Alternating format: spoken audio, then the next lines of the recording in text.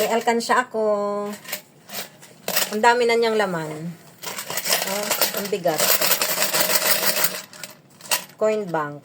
Nakakatuwa yung nakasulat dito sa lata niya. Bukod dito sa Coin Bank, ay meron din dito nakalagay na, it is your style. Preparing is preventing. Let's save money and make life better.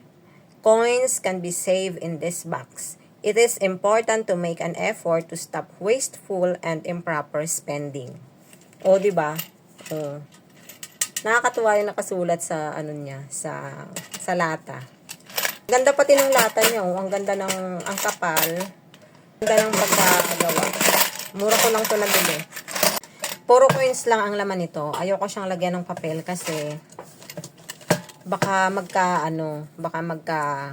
magbaga sa loob. So, puro coins lang 'to. $5 at saka $10. Walang ibang coins kundi yung dalawang yun lang. Hindi ko siya nilalagyan ng $1 at saka $2. Bigat na niya, oh. Ilang buwan ko na rin to na medyo matagal-tagal na rin.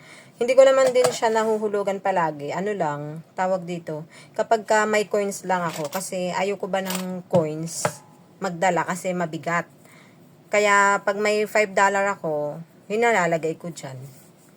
O, diba? Siguro mga nasa ano na to. Mahigit 500 na siguro laman nito. Or, siguro mga 1,000 na nga din. Oh, ang bigat. Sobrang bigat. Eh ngayon, may ilalagay ako. May mga naipon ulit ako na tigpa $5. So, ilalagay ko. May naipon ulit ako. So, nag-iipon ako para makapagbakasyon ako sa Pilipinas. Malay nyo naman, after ilang years, ay pwede na tong pang-uwi ng Pilipinas. Lagyan natin. Nakaipon ako ng renta. Anim na $5. O, diba? Nakakatuwa kayong mag-ipon. Dami ng laman. Pwede na ako makapagbakasyon. May pampamasahe na ako. See you, Philippines!